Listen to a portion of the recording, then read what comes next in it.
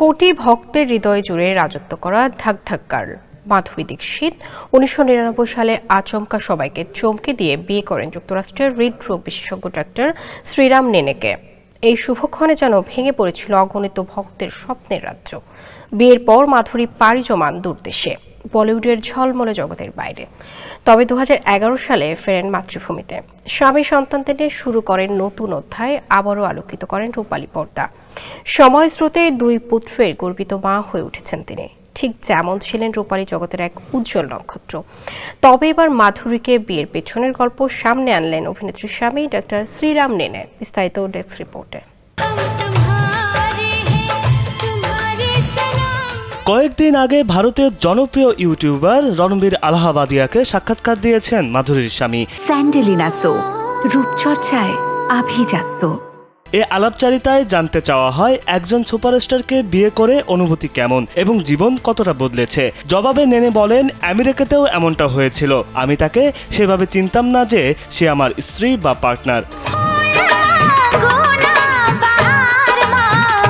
বিয়ের পরের চ্যালেঞ্জিং সময়ের কথা জানিয়ে নেনে বলেন, পরিচয় গোপন রাখাটা ছিল কঠিন। সাধারণ মানুষের মতো আচরণ করতে পারার ব্যাপার ছিল। তবে ভাগ্যের বিষয় হলো আমরা দুজনই এটা উপভোগ করি। আমরা সবকিছুর জন্য খুবই কৃতজ্ঞ। মাধুরী খুবই সরল মনের মানুষ। ভক্ত ও অন্য মানুষের সঙ্গে তার আচরণই প্রমাণ। আমার ক্ষেত্রেও একই কথা। আমরা কেবল ভালো মানুষ হওয়ার চেষ্টা করি। মাধুরীর অতীত জেনে বিয়ে করেননি নেনে। মাধুরীও ঠিক তাই।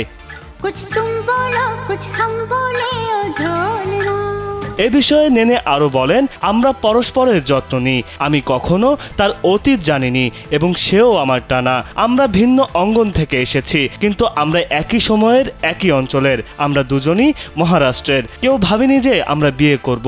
এটি ছিল ভাগ্য। এটি আমার জীবনের সবচেয়ে আশ্চর্যজনক ঘটনা।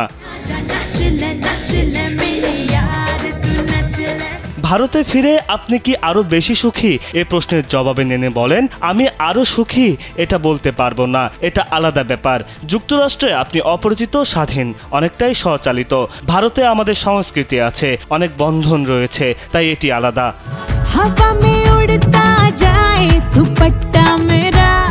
১৯৮৪ সালে অবোধ সিনেমার মাধ্যমে রূপালী জগতে পা রাখেন মাধুরী। এই সিনেমায় তার নায়ক ছিলেন বাঙালি অভিনেতা তাপস পাল।